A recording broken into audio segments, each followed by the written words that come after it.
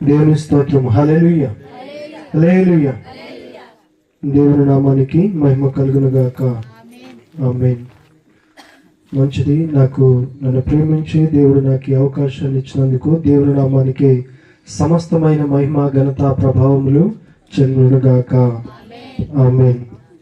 అలాగే ఈ కూడికను ఇలాగున ఏర్పాటు చేసి నన్ను ప్రత్యేకంగా ఆహ్వానించినటువంటి మా చిన్నాన్న పిన్నాము ఒంగూరు కృష్ణ గారు, అలాగే మా అత్తమ్మ గారు, చెల్లి నాని, స్ఫూర్తి వారికి, అలాగే నడిపినాన్న వెంకటేశ్వర గారు, దావీదు గారు, ఎలీనమ్మ, చందు, స్పందనకి, అలాగే నాన్నగారు, అమ్మగారికి, మా కుటుంబ సభ్యులందరికీ, మా చెల్లికి, బావగారికి నా ప్రత్యేకమైన వందనాలు తెలియజేస్తా ఉన్నాను.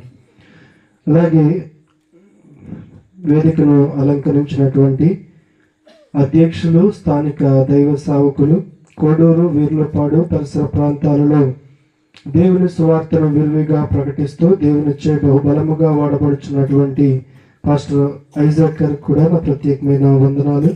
అలాగే కృష్ణా డిస్ట్రిక్ట్, అలాగే ఏపీ, తెలంగాణ రెండింటిలో కూడా ఇవాంజలికల్ చర్చ్ ఆఫ్ ఇండియా డైరెక్టర్గా ఉన్నటువంటి రెవరెండ్ స్టీఫెన్ ఐ గారు, మా మావయ్య గారికి నా ప్రత్యేకమైన వందనాలు. అమ్మగారికి కూడా నా ప్రత్యేకమైన వందనాలు తెలియజేస్తా ఉన్నాను. అలాగే దీప్లా నగర్లో పరిచయం చేస్తున్న నాన్నగారికి కూడా నా ప్రత్యేకమైన వందనాలు. మంచిది. మరి ముఖ్యంగా ఈరోజు ఈ కూడికకు విశేషముగా ఆహ్వానించబడి ఇక్కడికి వచ్చిన మీ అందరికీ నా హృదయపూర్వక వందనాలండి. అందరికీ హృదయపూర్వక వందనాలు. మంచిది. ఎంతవరకు కూడా పాటలు పాడి చక్కగా దేవుని నామాన్ని మహిమపరచున్నాం. కొద్ది నిమిషాలు దేవుని యొక్క పరిశుద్ధ గ్రంథము నుండి దేవుని వాక్యాన్ని మనందరము విందాం. ప్రియమైన దేవుని బిడ్డలారా, దేవుడు నాకు ఈ యొక్క వారములో దేవుడు ఎంతో మేలు చేసి ఉన్నాడు నా జీవితంలో. నిజంగా నేను పరిచర్యకి వచ్చి ఇప్పటికీ 4 సంవత్సరాలు అవుతున్నప్పటికీ కూడా ఎప్పుడు స్వజనుల మధ్యలో దేవుని సువార్తను ప్రకటించడానికి అవకాశము రాలేదు. కానీ అనుకోని రీతిలో మొన్న శుక్రవారం నాడు కొండగట్లలో ఒక మంచి కొడుకులో వాక్యాన్ని ప్రసంగించే భాగ్యాన్ని దేవుడు నాకు అనుగ్రహించాడు. అలాగే ఈరోజు ఇక్కడ కూడా చక్కగా దేవుడు నాకు ఈ సమయాన్ని ఇచ్చాడు. సమయాన్ని వ్యర్థపరచకుండా నేను మీ అందరికీ మంచి వాక్యాన్ని బోధించాలని దేవుడు అతి రీతిగా ఆయన ఆత్మచేత నన్ను నడిపించాలని దేవుడు నేను ఎంతో కోరుతా ఉన్నాను. దేవుని స్తోత్రం. హల్లెలూయా, హల్లెలూయా. మంచిది. పరిశుద్ధ గ్రంథము నుండి 2 వచనాలను మనము మూల వచనాలుగా చదువుకుని దేవుని వాక్యాన్ని ధ్యానించుకుందాం. పరిశుద్ధ గ్రంథము నుండి అపోస్తలుడైన పౌలు గారు ఎఫెసీయులకు రాసిన పత్రిక 5వ అధ్యాయము 20వ వచనాన్ని మనం చదువుకుందాం. అపోస్తలుడైన పౌలు గారు ఎఫెసీయులకు రాసిన పత్రిక 5వ అధ్యాయము 20వ వచనం. ప్రతి ఒక్కరు తీసి చూడండి. మన ప్రభు అయిన యేసుక్రీస్తు వారి పేరిట సమస్తమును గూర్చి తండ్రి అయిన దేవునికి ఎల్లప్పుడూ కృతజ్ఞతాస్తుతులు చెల్లించు. చాలు. ఎల్లప్పుడూ కృతజ్ఞతాస్తుతులు చెల్లించు. అలాగే తెస్సలోనికీయులకు రాసిన మొదటి పత్రిక 5వ అధ్యాయము 18వ వచనం. ఒక్కరు చదవండి. అపోస్తలుడైన పౌలు గారు తెస్సలోనికీయులకు రాసిన పత్రిక 5వ అధ్యాయము 18వ వచనాన్ని. ప్రతి విషయమునందును కృతజ్ఞతాస్తుతులు చెల్లించుడి, ఇలాగు చేయుట యేసుక్రీస్తునందు మీ విషయంలో దేవుని చిత్తము. చాలు. మంచిది. చదవబడిన వచ్చిన భాగాల్లో దేవుడు మన వెనుకలో దీవించి ఆశీర్వదించును గాక. ఆమేన్. ప్రార్థన చేసుకుని వచనాలు మనం ధ్యానించుకుందాం. ప్రార్థన చేసుకున్నాం. మహాపరిశుద్ధుడా, ప్రేమ కలిగిన తండ్రి, మీకే వందనములు, స్తుతులు, స్తోత్రములు నాయన. ప్రభా, చదవబడిన వచ్చిన భాగములను మీరు దీవించండి, ఆశీర్వదించండి. మా అందరికీ అర్థమగు రీతిగా మీరే వివరించి మీ నామానికి మహిమను తెచ్చుకున్నామని నజరేయుడైన యేసుక్రీస్తు వారి పరిశుద్ధమైన నామములో ప్రార్థన చేసి అడిగి వేడుకొంచున్నాం పరమ తండ్రి. ఆమేన్, ఆమేన్. ప్రియమైన దేవుని బిడ్డలారా, గమనించండి. దేవుని వాక్యము ఇలాగున సెలవిస్తా ఉంది. దేవుని ప్రేమించిన వారికి, అనగా ఆయన సంకల్పము చొప్పున పిలువబడిన వారికి మేలు కలుగుటకై సమస్తమును సమకూడి జరుగుతున్నవి. దేవుని స్తోత్రం. హల్లెలూయా, ఎలా జరుగుతున్నాయి ఏంటండి? దేవుణ్ణి ప్రేమించిన వారికి, ఆయన సంకల్పము చొప్పున పిలువబడిన వారికి సమస్తము సమకూడి జరుగుతున్నవి అని దేవుని వాక్యము సెలవిస్తా ఉంది. అలాగే దేవుడు తను ప్రేమించిన వారి కొరకు ఏవి సిద్ధపరచునో అవి కంటికి కనబడలేదు, చెవికి వినబడలేదు, మనుషుని హృదయమునకు గోచరము కాలేదు. దేవుని స్తోత్రం, హల్లెలూయా. ప్రియమైన దేవుని బిడ్డలారా, దేవుడు మనల్ని ప్రేమించి మనము ఆయన ఎడల భయభక్తులు కలిగి ఉండడాన్ని బట్టి దేవుడు మనకి అనేకమైన మేలులను చేసేవాడిగా ఉన్నాడు. అయితే దేవుని సన్నిధిలో అనేకమైన మేలులు పొందుకున్న మనము దేవునికి కృతజ్ఞతాస్తుతులు చెల్లింపబద్ధులమై ఉన్నాం. దేవుని స్తోత్రం, హల్లెలూయా. కృతజ్ఞతాస్తుతులు ఎలా చెల్లించాలంట? ఎప్పుడు చెల్లించాలంట? ఎల్లప్పుడూ. ఎఫెసీయులకు రాసిన పత్రిక 5వ అధ్యాయం 20వ వచనం మనం చదువుకున్నాం కదండి. ఏమని వాక్యం తెలియజేస్తుంది? కృతజ్ఞతాస్తుతులు ఎల్లప్పుడూ మనము ఆయనకు చెల్లించే వారముగా ఉండాలి. అలాగే ఆ వాక్యంలో మనం ఇంకేం చదువుకున్నామండి? ఎప్పుడెప్పుడు మనము ఆయనకు కృతజ్ఞతాస్తుతులు చెల్లించాలంటే ప్రతి విషయమునందు. ఏ విషయములందు ఏంటండి? ప్రతి విషయములందు కూడా మనం ఏం చేయాలి? కృతజ్ఞతాస్తుతులు చెల్లించాలి. ప్రియమైన దేవుని బిడ్డలారా, ఎవరైనాను ఏదైనాను పరలోక రాజ్యము నుండి వారికి అనుగ్రహించబడకపోతే వాడు దానిని పొందుకోలేడని దేవుని వాక్యము సెలవిస్తా ఉంది. కాబట్టి ఈ రోజు మనం ఏమి కలిగి ఉన్నామో, మంచి పేరైనా సరే, మంచి ఉద్యోగమైనా సరే, నువ్వు కలిగి ఉన్న గృహమైనా, నువ్వు కలిగి ఉన్న భార్య పిల్లలైనా, ఏదైనా సరే, ఈరోజు అవన్నీ మనకి ఎలా వచ్చాయట? దేవుని యొక్క అనుగ్రహమును బట్టే మనందరము కలిగి ఉన్నాం. అందును బట్టి మనం ఏం చేయాలంటే నిత్యము ఎల్లప్పుడూ ప్రతి విషయంలోనూ మనము దేవునికి ఏం చేయాలి? కృతజ్ఞతాస్తుతులు చెల్లించేవారముగా ఉండాలి. కృతజ్ఞతాస్తుతులు చెల్లించేవారిగా ఉండాలి. ఏమవుతుంది కృతజ్ఞతాస్తుతులు చెల్లించకపోతే? చూడండి, ఏమవుతుంది?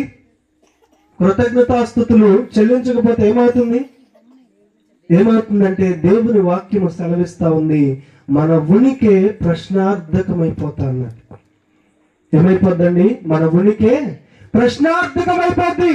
నువ్వు ఇక ఈ భూమి మీద ఉండకుండా కొట్టివేయబడతావనే విషయాన్ని నీవు నేను కూడా గ్రహించాలి. ప్రియమైన దేవుని బిడ్డల వాక్యంలో ఆ విషయాలు మనం చూడండి. ద్వితీయోపదేశ కాండము 29వ అధ్యాయము 5వ వచనాన్ని మనం చదువుకుందాం.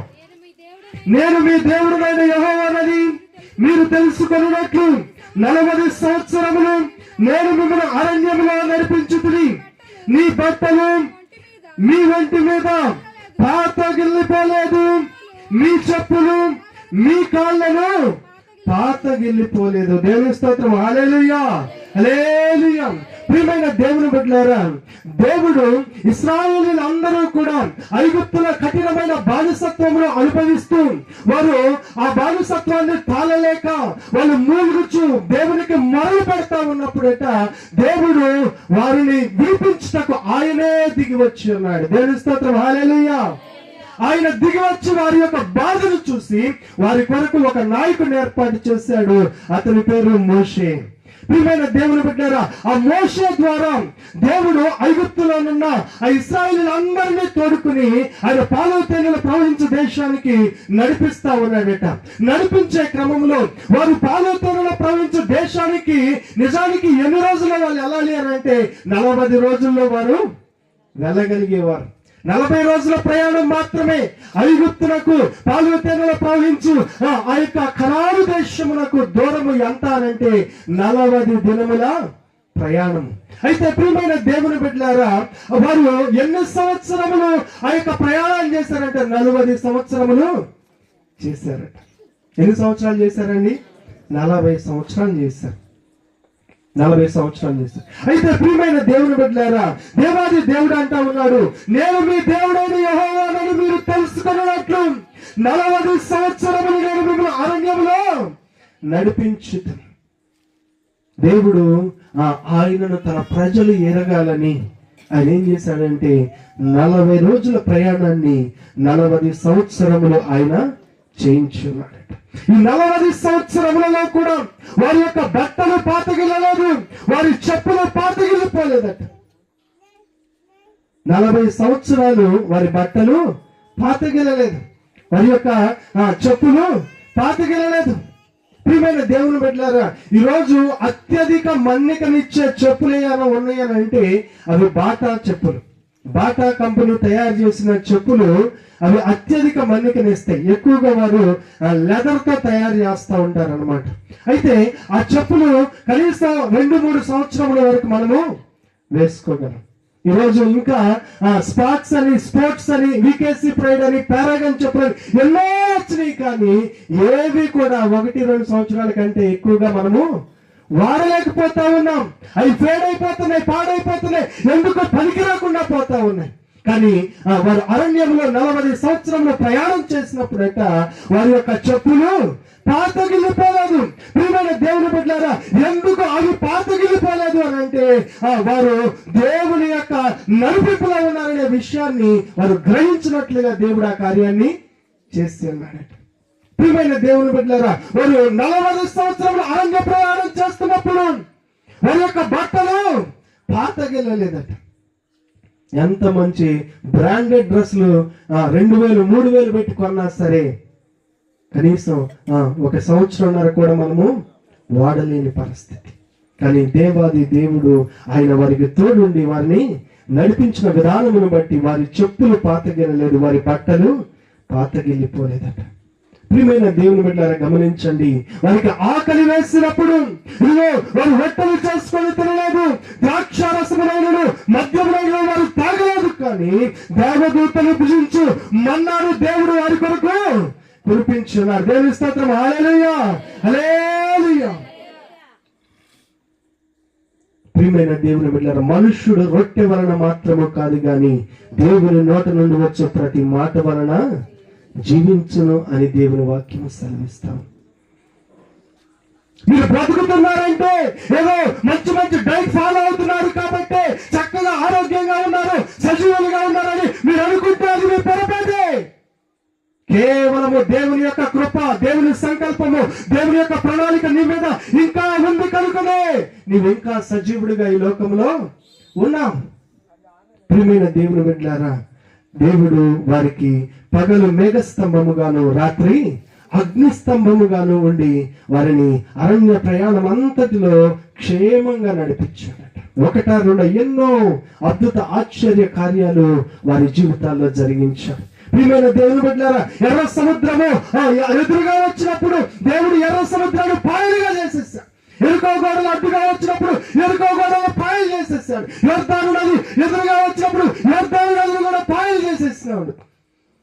దేవుడు అలాగా వారికి విరోధముగా రూపింపబడిన ఏ ఆయుధము వర్ధిల్లదు అన్నట్లుగా వారిని చక్కగా నడిపిస్తా ఉన్నాడు. అయితే ఇశ్రాయేలీలు మరి దేవుడు చేసిన అద్భుత ఆశ్చర్య కార్యమును బట్టి వారి యొక్క ప్రవర్తన ఎలా ఉందో తెలుసండి. వారి యొక్క ప్రవర్తన ఎలా ఉందంట చూడండి. రోమీయులకు రాసిన పత్రిక 1వ అధ్యాయము 21వ వచనాన్ని మనం చదువుదాం. మరియు వారు దేవుని ఎరిగి ఆయనను దేవునిగా మహిమపరచలేదు, కృతజ్ఞతాస్తుతులు చెల్లింపను లేదు గాని తమ వాదముల యందు వ్యర్థులైరి. దేవుని స్తోత్రం. హల్లెలూయా. ఏంటండి, వారు దేవుని ఎరిగి ఆయనను మహిమపరచలేదు, ఆయనకు కృతజ్ఞతాస్తుతులు చెల్లింపను లేదు గాని తమ వాదముల యందు వ్యర్థులైరి. ప్రియమైన దేవుని బిడ్డలారా, వారి పితరుల జీవితంలో ఎన్నో అద్భుత ఆశ్చర్య కార్యాలను దేవుడు చేసి ఉండగా వారి కొరకు ఆయన గ్రంథస్థం చేసి అనేకమైన విషయాలు వారికి తెలియపరిచి ఉండగా వారు దేవుని ఎరిగి ఆయనను దేవునిగా మహిమపరచలేదు, ఆయనకు కృతజ్ఞతాస్తుతులు చెల్లింపలేదు, కానీ తమ వాదముల యందు వ్యర్థులైరి. ఈరోజు చాలా మంది యవనస్తులు వారి బలమే వారి దేవుడు, వారి తెలివే వారి దేవుడు అని భావిస్తా ఉన్నారు. ఎక్కడున్నాడు దేవుడు? ఉంటే కనిపించమనండి అని మాట్లాడేవారు ఉన్నారు. చేతగాని వాడే దేవుడి మీద ఆధారపడతాడు, చేతైనాడు ఎవడో కూడా దేవుడి మీద ఆధారపడడు అని మాట్లాడుతూ ఉంటారు. ప్రియమైన దేవుని బిడ్డలారా, ఇక్కడ ఇశ్రాయేలీలు కూడా అలాగనని ఎవరు దేవుడు కాదని వాళ్ళు ఏం చేస్తున్నారంట, తర్కించుకుంటూ కాలాన్ని గడిపేస్తున్నారు. కానీ వారు దేవుని ఎరిగి దేవుని నామాన్ని మహిమపరచలేదు, ఆయనకు కృతజ్ఞతాస్తుతులు చెల్లించలేదు, కానీ తమ వాదముల యందు వ్యర్థులైరి. ఇంకా చాలా మంది ఏం చేస్తా ఉన్నారంటే జంతువులు, పక్షులు, మనుషుల యొక్క చతుస్పాద జంతువుల యొక్క విగ్రహములను పెట్టుకొని వాటికి పూజలు చేసే స్థితికి వారు వెళ్ళిపోయారని మనం కిందకి చదివితే తెలుస్తూ ఉంటది. ప్రియమైన దేవుని బిడ్డలారా, ఈరోజు ఆ లోకమంతా కూడా అలాగే చేస్తా ఉంది. సృష్టికర్తను మర్చిపోతా ఉన్నారు, సృష్టిని పూజించే వారిగా ఉంటా ఉన్నారు. సృష్టికర్తను మరచావు నీవు, సృష్టిని నీవు పూజింపదగునా. సృష్టికర్తను మరచావు నీవు, సృష్టిని నీవు పూజింపదగునా. భూమ్యాకాశములను సృజించింది యేసయ్యేనండి, నిన్ను తన సృష్టిగా మార్చేది యేసయ్యేనండి.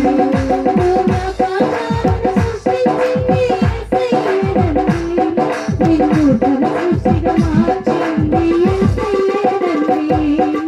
వీణులకు విందులు చేసే యేసయ్య సుచరిత సూర్యుడమ్మే విడిపెట్టులారండి. ఓ సోదరులారా, వేగిరమ్మే విడిపెట్టులారండి. వీణులకు విందులు చేసే యేసయ్య సుచరిత సూర్యుడమ్మే విడిపెట్టులారండి. ఓ సోదరులారా, వేగిరమ్మే విడిపెట్టులారండి. దేవుని స్తోత్రం. హల్లెలూయా, హల్లెలూయా. ప్రియమైన దేవుని బిడ్డలారా, వారి ప్రవర్తనను బట్టి దేవుడు ఏం చేశాడంటండి, హెబ్రీయులకు రాసిన పత్రిక 3వ అధ్యాయము 17వ వచనం. అపోస్తలుడైన పౌలు గారు హెబ్రీయులకు రాసిన పత్రిక 3వ అధ్యాయము 17వ వచనాన్ని మనం చదువుకుందాం. ఎవరి మీద 40 ఏండ్లు ఆయన కోపగించను, పాపము చేసిన వారి మీదనే కదా వారి శవములు అరణ్యములో రాలిపోయెను. ప్రియమైన దేవుడు కూడా అవిధేయులైన వారి శవములు అరణ్యములో ఆకుల వలె రాలిపోయెను అని దేవుని యొక్క వాక్యము సెలవిస్తాం. దేవుడు ఎన్నో అద్భుత ఆశ్చర్య కార్యములను వారి జీవితంలో జరిగించినప్పటికీ వారి వాటిని బట్టి దేవుని వారు ఎరగక, దేవుని నామాన్ని మహిమపరచక, ఆయనకు కృతజ్ఞతాస్తుతులు చెల్లింపక ఉండడాన్ని బట్టి దేవుడు ఆ తరమును బట్టి కోపగించి ఆయన ఏం చేశాడంట, అరణ్యములో ఆకుల వలె రాలిపోనట్లుగా చేశాను. ప్రియమైన దేవుని బిడ్డలారా, ఈరోజు మనం కూడా లోకంలో చాలా మందిని చూస్తా ఉన్నాం. ఒకప్పుడు వాళ్ళ తాతల కాలంలో, వాళ్ళ తండ్రుల కాలంలో ఎంతో చక్కగా బ్రతికిన కుటుంబం అండి అది. ఈరోజు వాళ్ళు ఇటువంటి పరిస్థితికి వచ్చారు, ఎవరైనా ఏదైనా పెడతారేమోనని చూస్తున్నారు అని చాలా కుటుంబాల గురించి మనం వింటూ ఉంటాం. దేవుని సన్నిధిలో కూడా ఒకప్పుడు ఎంతో గొప్పగా దేవుని ఆత్మచేత నడిపింపబడిన కుటుంబాలు ఈరోజు దేవుని సన్నిధిలో కనుమరుగైపోతా ఉన్నాయి. దేనికో తెలుసండి, దేనికి అని అంటే దేవుని ఎడల కృతజ్ఞతా భావాన్ని వారు కలిగి ఉండకపోవడాన్ని బట్టి.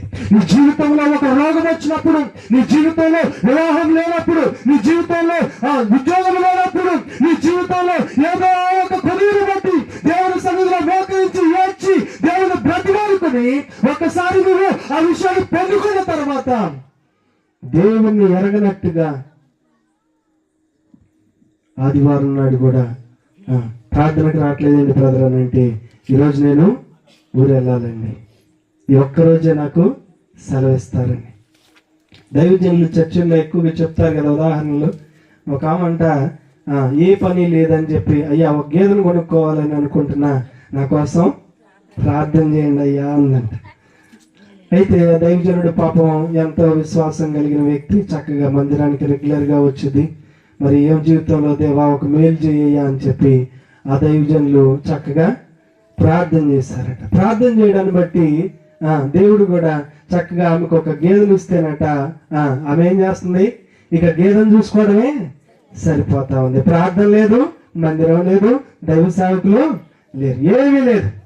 ప్రియమైన దేవుని బిడ్డలు, అప్పుడు అమ్మా ఈరోజు ఆదివారం కదమ్మా రాలేదేంటి అని అంటే, ఎక్కడ గారు గేదె పనే సరిపోదు, గేదె పనే సరిపోదు. అయ్యగారు మళ్ళా దేవుని సన్నిధిలోకి వెళ్ళి ఏమని ప్రార్థన చేశారంట, అయ్యా ఆమెకి గీత పని సరిపోతుందంట, అయ్యా ప్రార్థనకు వచ్చేలాగా సహాయం చేయ్యా అన్నాడట. ప్రియమైన దేవుని బిడ్డలారా, గమనించండి, ఈరోజు చాలా మంది క్రైస్తవులు అలాగే ఉంటా ఉన్నారు. జాబులు వచ్చేస్తే డిగ్రీలు పెరిగిపోతా ఉన్నాయి. పైన కూర్చోవాలి, మమ్మల్ని పైకి పిలవాలి, మమ్మల్ని గణపరచాలి అందరిలో, లేకపోతే నేను మందిరానికి రాను, అందరిలో నార్మల్గా ఉండను. ఏదో మనకి కొంచెం ఉచ్చుబడి కలిగింది అనుకోండి, నేను ఎవరిని అనుకున్నారు, నాకు 3 ఎంప్లాయీస్ ఉన్నారు, నా వెనక ఎవరు ఉన్నారంట, 3 ఎంప్లాయీస్ ఉన్నారు. నన్నేంటి నువ్వు తక్కువ చేసి మాట్లాడు, నన్నేంటి అందరిలో నార్మల్ గా కూర్చోమంటున్నావు అని చెప్పి రకరకాలుగా మాట్లాడేవారు. ప్రియమైన దేవుని బిడ్డ, దేవుడు ఒక్కసారి మేలు చేస్తే ఆ మేలుని మనము మర్చిపోకూడదు. దేవుడు మన జీవితంలో మనకి అభివృద్ధిని దయచేస్తున్నప్పుడు ఇంకా ఒదిగి ఉండడం మనం ఎప్పుడు కూడా నేర్చుకునే వారముగా ఉండాలి. కృతజ్ఞతాహీనులముగా ఉంటే మన ఉనికి ప్రశ్నార్థకముగా మారిపోద్ది. 40 ఏండ్లు అరణ్యములో దేవుడు ఎన్నో అద్భుత ఆశ్చర్య కార్యాలు చేశారు. ఆకలేసినప్పుడు అయ్యా అంటే చక్కగా దేవదూతలు తినే మన్నాను కురిపించమని పోషించాడు. కానీ వారు మాత్రము మేము ఎలా తిన్నాం, ఎలా పోషించబడ్డా, 40 సంవత్సరాలు ఏ కష్టం లేకుండా బ్రతికాము, మరి ఎలా పోషించబడ్డాము, కేవలము దేవుని యొక్క దయ వలన, దేవుని కృప వలన అనే విషయాన్ని వారు మర్చిపోయి ఇష్టానుసారంగా ప్రవర్తించడాన్ని బట్టి వారి యొక్క ఉనికి లేకుండా పోయిందని మనం పరిశుద్ధ గ్రంథంలో చూస్తా ఉన్నాం. ప్రియమైన దేవుని బిడ్డలారా, మనము ఒకవేళ నిజంగా దేవుడు మన జీవితంలో మేలు చేసినప్పుడు ఆ మేలుకు తగిన కృతజ్ఞతను మనం కలిగి ఉంటే, కృతజ్ఞత కలిగి ఉంటే ఏమవుతుందండి, ఆ మాట కూడా మనం చూడండి. లూకాసు వార్త 17వ అధ్యాయము, లూకాసు వార్త 17వ అధ్యాయము 16వ వచనాన్ని మనం చదువుకుందాం. గొప్ప శబ్దముతో దేవుని మహిమపరచుచు తిరిగి వచ్చి ఆయనకు కృతజ్ఞతాస్తుతులు చెల్లించుచు ఆయన పాదముల యొద్ద సాగిలపడెను. వాడు సమరయుడు. ప్రియమైన దేవుని బిడ్డలారా, కుష్ఠరోగం వచ్చిన వ్యక్తిని కుటుంబ సభ్యులు సైతము చేర్చుకోరు, కుటుంబ సభ్యులు సైతము చేర్చుకోరు. అతనిని ముట్టుకోవడానికి కానీ, అతనిని గృహములో సహజీవనం చేయడానికి, ఉంచుకోవడానికి కానీ, నివసించనీయడానికి కానీ, ప్రియమైన దేవుని బిడ్డలారా, ఆ పాలెములో ఉంచడానికి కానీ ఎవరు కూడా ఇష్టపడేవారు కాదంట. ఎందుకు అని అంటే, ఇశ్రాయేలు జనాంగము దేవుని చేత ఏర్పాటు చేసుకోబడిన జనాంగము, వారందరూ పరిశుద్ధులు, వారి మధ్యలో దేవుని మందస్సులో నిత్యము ఉండే. అయితే ఎవరైనా పాపం చేసినప్పుడు వారికి కుష్టు వస్తుంది అని ఇశ్రాయేలీయులందరూ నమ్మేవారు. ధర్మశాస్త్రంలో కూడా కుష్టు వ్యాధి వచ్చిన అతన్ని తీసుకువెళ్ళి పాలెం వెలుపట ఉంచాలి, ఊరి గవిని వద్ద ఉంచాలి అనేది పరిశుద్ధ గ్రంథంలో తెలియజేయబడిన నియమం. అయితే ప్రియమైన దేవుని బిడ్డలారా, ఒక 10 మంది కుష్ఠరోగులట కుష్ఠరోగంతో బాధపడుతూ వారు పాలెము వెలుపట ఉన్నారట. ఒకనొక సమయంలో ప్రభువైన యేసుక్రీస్తు వారి లోకంలో ఆయన జీవిస్తున్న కాలంలో, పరిచర్య చేస్తున్న దినాలలో ఆయన ఆ యొక్క మార్గంలో వెళ్ళిపోతా ఉన్నప్పుడు ఆ 10 మంది కూడా దూరముగా నిలవబడి, ప్రభు మమ్మల్ని కరుణించయ్యా, కుష్ఠరోగంతో బాధపడుతున్నామయ్యా, అయ్యా మాకు స్వస్థతను దయచేయి ప్రభు అని చెప్పి దగ్గరగా కేక వేశారు. ప్రియమైన దేవుని బిడ్డలారా, అయితే కరుణ కలిగిన ప్రభు, దయగలిగిన ప్రభు ఆయన వెంటనే వారి వైపు చూసి, మీకు స్వస్థత కలిగింది, మీరు వెళ్ళి మీ యొక్క శరీరములను యాజకులకు కనబరుచుకొని పాలెములో ప్రవేశించండి అని చెప్పాడట. చెప్పినప్పుడు ప్రియమైన దేవుని బిడ్డలారా, ఆ 10 మంది కూడా ప్రభు చెప్పిన మాటను బట్టి వారు చక్కగా స్వస్థపరచబడ్డామని నమ్మి వెళ్ళడాన్ని బట్టి మార్గ మధ్యములో వారికి స్వస్థత కలిగింది. దేవుని స్తోత్రం, హల్లెలూయా, హల్లెలూయా. మార్గ మధ్యలో 10 మంది వెళ్తా ఉన్నప్పుడు వారికి స్వస్థత కలిగింది. స్వస్థత కలిగినప్పుడు వారందరూ కూడా చక్కగా వారు చూసుకుని, అయ్యా ఇంతవరకు మనకున్న కుష్ఠంతా పోయింది, మనకి ఇప్పుడున్న అనుభవం అంతా పోయింది, మనము కూడా మన కుటుంబంతో జీవించవచ్చు, మన యొక్క సమాజంలో మనం కూడా బ్రతకొచ్చు, ఇప్పుడు మనకి ఆహారానికి ఏ కొదువ లేకుండా మనము కూడా చక్కగా మన యొక్క గృహంలో నివసించవచ్చు అని చెప్పి వారు ఆనందంతో వెళ్ళిపోతా ఉన్నారంట, పాలెంలోనికి వెళ్ళిపోతా ఉన్నారు. ప్రియమైన దేవుని బిడ్డలారా, అందులో ఒక సమరయుడు మాత్రము తనకు కుష్ఠరోగం తగ్గిపోయిందనే విషయాన్ని గమనించుకొని వెనకకు తిరిగి పరుగు పరుగున ప్రభు అయిన యేసు క్రీస్తు వారి యొద్దకు వచ్చి అతడు గొప్ప శబ్దముతో దేవుని నామాన్ని మహిమపరచుచు, అయ్యా ఇన్ని రోజులు నేను ఇదిగో ఊరు నుంచి వెలువబడ్డానయ్యా, నా కుటుంబానికి దూరంగా ఉన్నానయ్యా, నన్ను కన్న వాళ్ళని ముట్టుకోవడానికి ఇష్టపడలేదు, నేను చేసుకునే వాళ్ళని ముట్టుకోవడానికి ఇష్టపడలేదు, నా కన్న బిడ్డలు కూడా నన్ను ముట్టుకోవడానికి ఇష్టపడలేదయ్యా. ఇదిగో ఊరిలో అటు ఇటు వెళ్ళే వారిని యాచన చేసుకుని అడుక్కొని తిని నా జీవనాన్ని కొనసాగించాల్సిన స్థితి. అయ్యో ప్రభువా, కేవలము ప్రభువా నన్ను కాపాడయ్యా అని నేను అర్చన విధానమును బట్టి నీవు నాకు స్వస్థతను అనుగ్రహించావయ్యా. అయ్యా ఎంత గొప్ప దేవుడు అయ్యా, ఎంత దయగలిగిన దేవుడు, కృప కలిగిన దేవుడు అయ్యా అని చెప్పి చక్కగా ఆ ప్రభు అయిన యేసు క్రీస్తు వారిని ఏం చేస్తా ఉన్నాడంట, మహిమపరుస్తా ఉన్నాడు. ఆయనకు కృతజ్ఞతాస్తుతులు చెల్లిస్తా ఉన్నాడట. ప్రియమైన దేవుని బిడ్డలారా, కృతజ్ఞతాస్తుతులు చెల్లించిన తర్వాత ప్రభు అయిన యేసు క్రీస్తు వారని నేను 10 మందిని శుద్ధులుగా చేస్తే కాదా, కృతజ్ఞత తెలియజేయడానికి ఒక్క సమయం మాత్రమే తిరిగి వచ్చి ఉన్నాడని చెప్పి ప్రభు అయిన యేసు క్రీస్తు వారు మాట్లాడతారు. ఎంతమందిని ప్రభు స్వస్థపరిచాడండి? 10 మందిని స్వస్థపరిచాడు. కానీ ఎంతమంది వచ్చారంట ప్రభు కృతజ్ఞత తెలియజేయడానికి? ఒక వ్యక్తే. ఇంతవరకు కూడా నేను వాక్యం చెప్తుంటే ఎవరు కృతజ్ఞతాస్తుతులు చెల్లించకుండా ఉంటారని మీరు అందరూ ఆశ్చర్యంగా నా ముఖం చూస్తున్నారు, అవునా? కానీ ఇక్కడ ఎంతమంది కనపడుతున్నారు? 10 మందిని స్వస్థపరిస్తే 10 మందిలో ఎంతమంది వచ్చి దేవుని కృతజ్ఞత చెప్తున్నారంట? ఒక వ్యక్తే. అతను కూడా ప్రభు అయిన యేసు క్రీస్తు వారిని ఎరుగని వ్యక్తి. ఇశ్రాయేలీయుడు కాదు, అతడు సమరయుడు, అన్యుడు. అయినప్పటికీ కూడా తన జీవితంలో కలిగిన ఆ స్వస్థతను బట్టి, ఆ అద్భుత ఆశ్చర్య కార్యమును బట్టి దేవుని నామాన్ని చక్కగా మహిమపరుస్తూ ఉన్నాడు. అయితే ప్రభు అంటున్నాడు, మిగతా 90 ఎక్కడా? మిగతా 90 ఎక్కడ? ప్రియమైన దేవుని బిడ్డలారా, మరి కృతజ్ఞతాస్తుతులు మనం చెల్లించాలంటారా వద్దంటారా? ఎవరు అడుగుతున్నారు మిగతా 90 ఎక్కడని? యేసు ప్రభు అడుగుతున్నాడు, దేవుడే అడుగుతున్నాడు. ఆయన మేలు చేశాడు, మేలుకు తగిన విధంగా కృతజ్ఞతలు ఎందుకు తెలియజేయట్లేదని ప్రభు ఇక్కడ అడుగుతున్నట్లుగా మనం చూస్తాం. సంవత్సరాంతపు కృతజ్ఞత కూడిక, ఈ సంవత్సరం అంతటిలో కూడా దేవుడు చేసిన మేలులను బట్టి ఈరోజు చక్కగా ఈ కూడికను ఏర్పాటు చేసి అనేకులకు దేవుని వాక్యాన్ని ప్రకటిస్తున్నాడు. ప్రియమైన దేవుని బిడ్డలారా, గమనించండి. నీవు దేవుని సన్నిధిలో కృతజ్ఞత తెలియజేస్తున్నావంటే, నీవు దేవుని సన్నిధిలో సాక్ష్యం చెప్తున్నావంటే, నీవు దేవుని సన్నిధిలో గొప్ప కానుకలు ఇస్తున్నావనంటే, నీవు పరిశుద్ధ సహవాసాన్ని నీ గృహంలోనికి చేర్చుకుని వారందరికీ భోజనం పెట్టి చక్కని కూటను నువ్వు ఏర్పాటు చేసుకున్నావనంటే, ప్రియమైన దేవుని బిడ్డలారా, అది ఏమి తెలియజేస్తుందో తెలుసండి? ఏం తెలియజేస్తుందో తెలుసా? దేవుని నామాన్ని అనేకుల మధ్యలో మహిమపరచడం.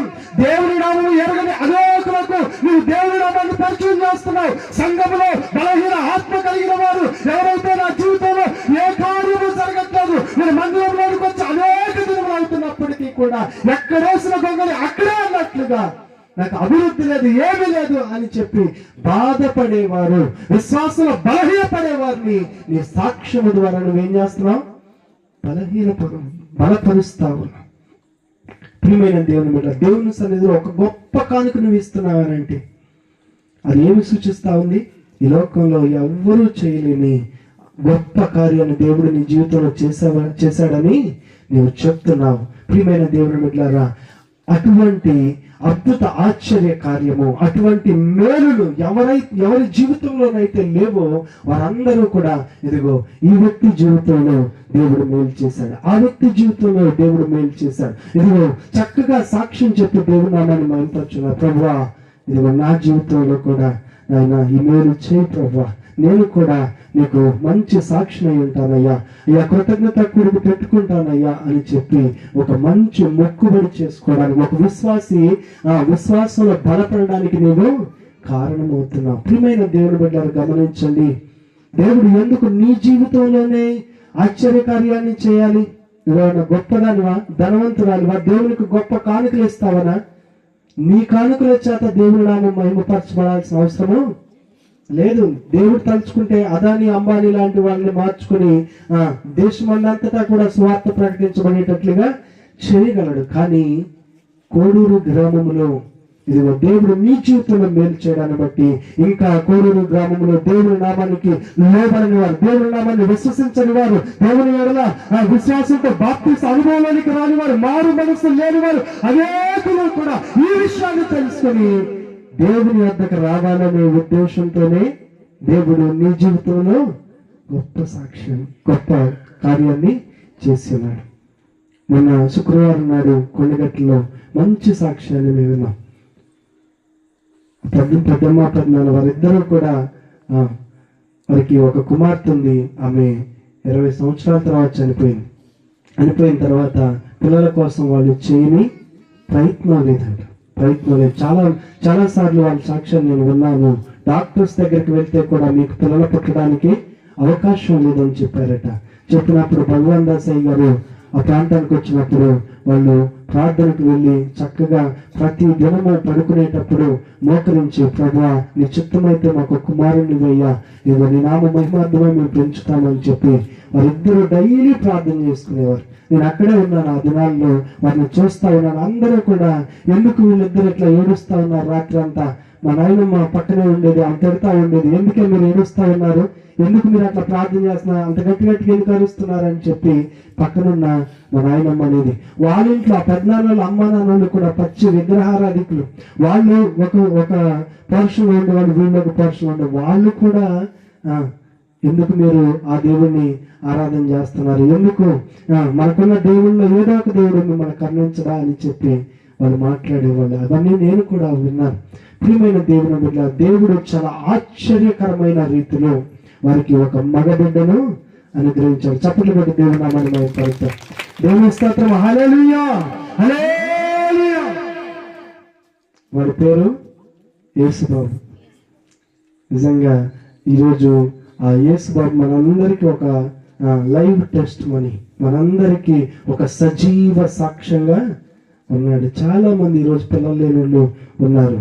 మరి అటువంటి వ్యక్తులను చూసి ప్రభు పాదాల దగ్గరికి వచ్చి వాళ్ళు కూడా ప్రభు దగ్గర గోజాడి చక్కగా పిల్లలను పొందుకోవడానికి దేవుడు వారికి ఒక సజీవ సాక్ష్యాన్ని వారి మధ్యలో ఉంచి ఉన్నాడు. కాబట్టి ప్రియమైన దేవుని బిడ్డలారా గమనించండి, దేవుడు ఏదైనా మేలు నీ జీవితంలో చేశాడంటే తగిన విధంగా కృతజ్ఞత నీవు చెల్లించాలి. ఇక్కడ ఈ కుష్టు వ్యాధి కలిగిన వ్యక్తి స్వస్థత కలగడాన్ని బట్టి పరుగు పరుగున ప్రభు దగ్గరకు వచ్చి, ప్రభువా నేను స్వస్థపరచబడ్డానయ్యా అని సంతోషంగా ఏం చేస్తున్నాడంట తెలియజేస్తా ఉన్నాడు. అయితే ప్రభు అంటా ఉన్నాడు, నీవు సంపూర్ణమైన స్వస్థతను పొందుదువు గాక. దేవుని స్తోత్రం, హల్లెలూయా హల్లెలూయా. ప్రియమైన దేవుని బిడ్డ గమనించండి, కుష్టు వ్యాధికి ఒక లక్షణం ఉంటుంది. ఏంటంటే అది శరీరాన్ని రోజు రోజుకి తినేస్తుంది. అయితే ప్రభు అంటా ఉన్నాడు, నువ్వు ఇప్పుడు సంపూర్ణమైన స్వస్థత కలిగిన వాడివిగా ఉన్నావు అన్నప్పుడు అతని తిన శరీరం అంతా కూడా చక్కగా మళ్ళా మంచిగా వచ్చిందంట. దేవుని స్తోత్రం, హల్లెలూయా హల్లెలూయా. 10 మంది స్వస్థపరచబడ్డారు, ఒక వ్యక్తి మాత్రమే ప్రభు దగ్గరికి వచ్చాడు. 9 మంది వెళ్ళిపోయారు కదా, వారికి కుష్ఠరోగం మాత్రమే తగ్గింది కానీ వారి శరీరం తిరిగేయబడిన శరీరం మరలా తిరిగి వారికి రాలేదు. కానీ ఈ వ్యక్తి ప్రభు యేసుక్రీస్తు వారి వద్దకు వచ్చి కృతజ్ఞతాస్తుతులు చెల్లించడాన్ని బట్టి ప్రభు అంటా ఉన్నాడు, ఇప్పుడు నీవు సంపూర్ణమైన స్వస్థత పొంది ఉన్నావు. ప్రియమైన దేవుని బిడ్డలారా, పరిశుద్ధ గ్రంథంలో ఉన్న గొప్ప వ్యక్తులు దేవునికి కృతజ్ఞతాస్తుతులు చెల్లించారు. దావీదు మహాభక్తులు కూడా అంటారు, నా ప్రాణమా యెహోవాను సన్నుతించుము, నా అంతరంగమున సమస్తమా ఆయన పరిశుద్ధ నామమును సన్నుతించుము. నా ప్రాణమా యెహోవాను సన్నుతించుము, ఆయన చేసిన ఉపకారములలో దేనిని మరువకుము. ప్రియమైన దేవుని బిడ్డలారా, దేవుడు చేసిన ఉపకారములలో దేనిని మనము మర్చిపోవడానికి లేదు. కనుక మనందరం కూడా దేవుడు గత సంవత్సరం అంతటిలో ఏమేమి మేలులైతే చేశాడో ఆ మేలులన్నిటిని బట్టి ఆయనకు నిత్యము కృతజ్ఞతాస్తుతులు చెల్లించే వారముగా ఉందాం. నూతన సంవత్సరంలో దేవుడు నూతన మేలు చేయనట్లుగా మనము దేవునికి కృతజ్ఞతాస్తుతులు చెల్లిద్దాం. ఒక్కసారి మేలు పొందుకున్న తర్వాత మరలా నువ్వు ఇంకొక మేలు పొందుకోవడానికి దేవుని ఎదుట ధైర్యంగా మోకరించాలి అని అంటే నీవు పొందుకున్న మేలును బట్టి దేవునికి మొదటిగా కృతజ్ఞతాస్తుతులు చెల్లించిన వ్యక్తులుగా ఉండాలి. అప్పుడు మాత్రమే మేలు వెంబడి మేలు దేవుడు నీ జీవితంలో జరిగిస్తాడు. దేవుని స్తోత్రం. హల్లెలూయా. ఇంతవరకు ఓపికగా నా మాటలు విన్న మీ అందరికీ ప్రత్యేకమైన వందనాలండి. మంచిది, నాకు ఇచ్చిన సమయాన్ని నేను ముగిస్తూ ఉన్నాను. దేవునికి స్తోత్రం. హల్లెలూయా. రెండు చేతులు చేద్దామా? దేవునికి స్తోత్రం. హల్లెలూయా. కృతజ్ఞత కలిగి ఉండాలి. ప్రతి క్రైస్తవుడు కూడా దేవుడు చేసిన ఏ మేలును కూడా మర్చిపోకుండా, ఒక మాట చెప్పాలంటే నాకు ఏం చేయలేదు అనేటువంటి వారు ఒక రకంగా చెప్పాలంటే బుద్ధిహీనులే. ఎందుకని నేను ఆ మాట అంటున్నానంటే, నువ్వు బ్రతుకున్నావంటే అది దేవుని కృప. దేవునికి స్తోత్రం. హల్లెలూయా. నీ కాళ్ళు చేతులు చాలా చక్కగా బాగున్నాయి. దేవునికి స్తోత్రం. హల్లెలూయా. పిల్లా పాపలతో చక్కగా కుటుంబంతో కలిసి ఉన్నావు. దేవునికి స్తోత్రం. వీటన్నిటిని బట్టి కూడా దేవుని స్తుతించాలి. దేవుడు నామానికి మహిమ కలుగును గాక. చక్కటి వాక్యాన్ని అందించినటువంటి తెలియజేసినటువంటి బ్రదర్ ప్రభుకి హృదయపూర్వక వందనాలు తెలియజేస్తున్నాం.